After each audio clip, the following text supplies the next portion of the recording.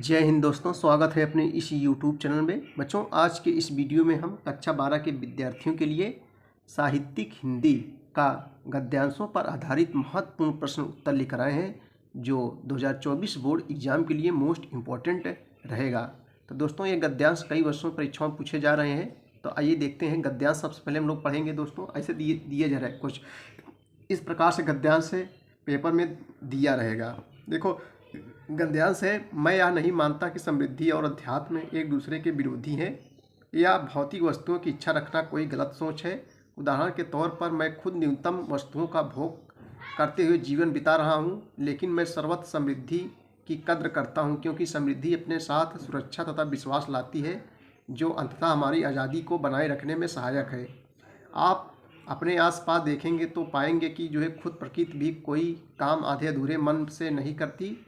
किसी बगीचे में जाइए, मौसम में आपको फूलों की बहार देखने को मिलेगी, अथवा ऊपर की तरफ ही देखें, यह ब्रह्मांड आपके अनंत तक फैला दिखाई देगा। ये दोस्तों गद्यांश दिए गए हैं और 2024 बोर्ड एग्जाम्स के लिए मोस्ट इम्पोर्टेंट रहेगा। देखो, उपयुक्त गद्यांश के पाठ और लेखक का नाम लिखिए। ठीक है दोस्तों, उपयुक्त गद्यांश के पाठ और उसके लेखक का नाम लिखिए। आइए इसका उत्तर भी हम लोग देखते हैं। देखो, प्रस्तुत गद्यावतरण हमारी पाठ्य पुस्तक है के गद्य भाग में संकलित डॉक्टर APJ अब्दुल कलाम।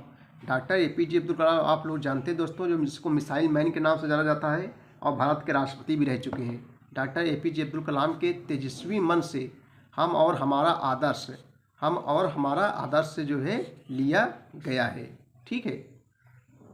दूसरा क्वेश्चन है कि रेखांकित अंश की व्याख्या कीजिए। ये जो गद्यांश दिए गए हैं, इस अंश की व्याख्या करना है। चलिए दोस्तों, इसका हम लोग व्याख्या देखते हैं। व्याख्या देखेंगे रेखांकित अंश की व्याख्या। देखो, प्रस्तुत पंक्तियों के माध्यम से अब्दुल कलाम जी, आप लोग जानते हैं, जिसको मिसाइल मैन के नाम से जाना जाता है।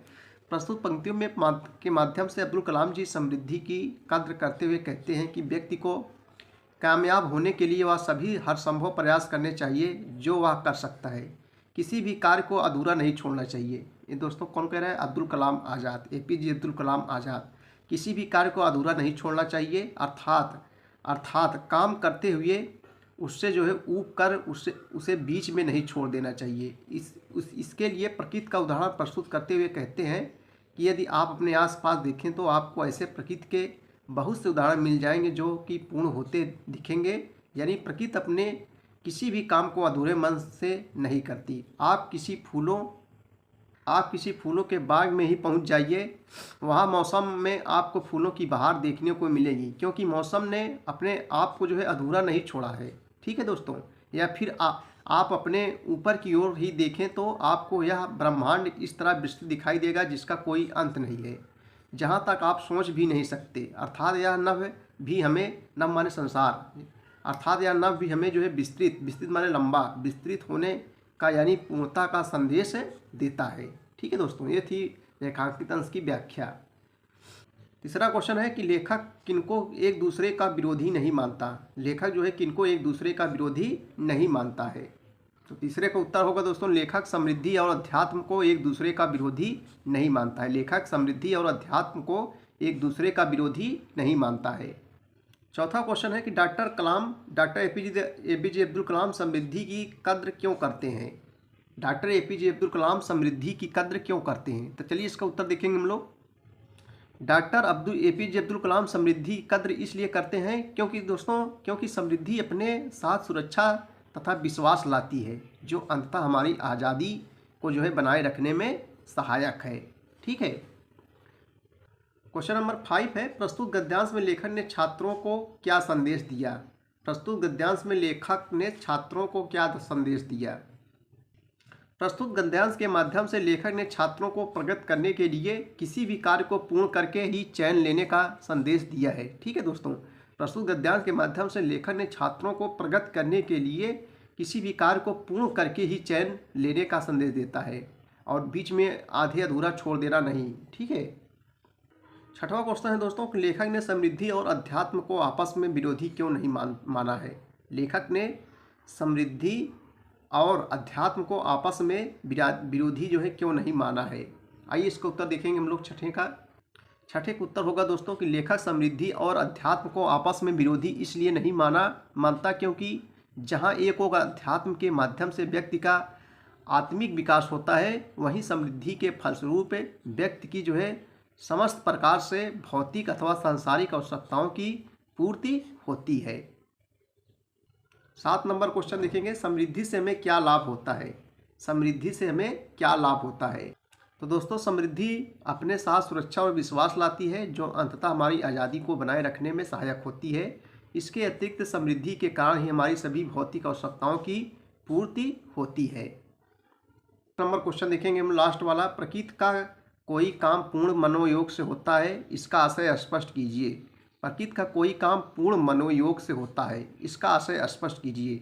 चलिए इसका उत्तर देखेंगे हम लोग। लास्ट उत्तर देखेंगे हम लोग, 8वां है, लेखक के अनुसार दोस्तों प्रकृति अपना कोई भी काम आधे अधूरे मन से नहीं करती। उदाहरण के लिए यदि हम किसी भी बगीचे में जाएं तो हमें वहाँ चारों तरफ फूलों की बहार दिखाई देगी।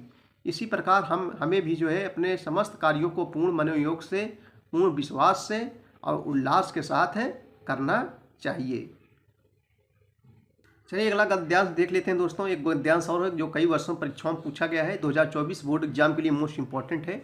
जो कुछ भी हम इस संसार में देखते हैं वह ऊर्जा ही का ही स्वरूप है। जैसा कि महर्षि अरविंद ने कहा है कि हमें भी ऊर्जा के ही अंश हैं, इसलिए जब हमने यह जान लिया कि आत्मा और पदार्थ दोनों ही अस्तित्व का हिस्सा है, तो वे एक दूसरे से पूरा तदम्य रखते हुए हैं, तो हम यह एहसास भी हमें होगा कि भौतिक पदार्थों की इच्छा रखना किसी दृष्टिकोण से शर्मनाक या गैर आध्यात्मिक बात नहीं है। देखिए उपयुक्त गद्यांश का पाठ और शीर्षक और लेखक का नाम लिखिए। चलिए पहला क्वेश्चन हम लोग देखते हैं इस गद्यांश का दोस्तों।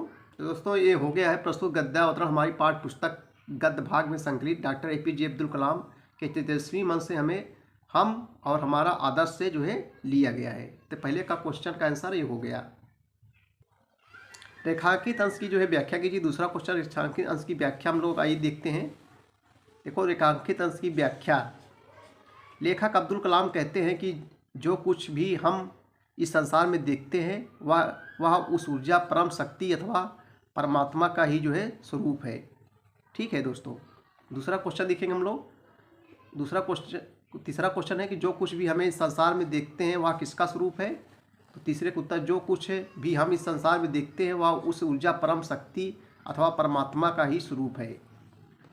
चौथा क्वेश्चन है दोस्तों कि महर्षि अरविंद ने अस्तित्व का हिस्सा किसको माना है। महर्षि अरविंद ने अस्तित्व का हिस्सा किसको माना है। तो दोस्तों महर्षि अरविंद ने आत्मा और पदार्थ दोनों को ही जो है अस्तित्व का हिस्सा माना है। उन्होंने कहा है कि हम भी ऊर्जा के ही अंश हैं। ठीक है। पांचवा है दोस्तों, गद्यांश के आधार पर तादात्म्य का आशय स्पष्ट कीजिए। तो गद्यांश के आधार पर तादात्म्य का आशय आत्मा और पदार्थ के अभिन्न स्वरूप से है, क्योंकि ये दोनों एक ही ऊर्जा के अंश हैं। अगला क्वेश्चन है दोस्तों कि कैसी इच्छा रखना शर्मनाक या गैर आध्यात्मिक बात नहीं है। कैसी इच्छा रखना शर्मनाक या गैर आध्यात्मिक बात नहीं है। तो दोस्तों लेखक के अनुसार भौतिक पदार्थों की इच्छा रखना शर्मनाक या गैर आध्यात्मिक बात नहीं है। तो बच्चों ये थे मोस्ट इंपॉर्टेंट गद्यांशों पर आधारित इंपॉर्टेंट क्वेश्चन जो 2024 बोर्ड एग्जाम के लिए मोस्ट इंपॉर्टेंट रहेगा। वीडियो देखने के लिए बहुत बहुत धन्यवाद। Thank you.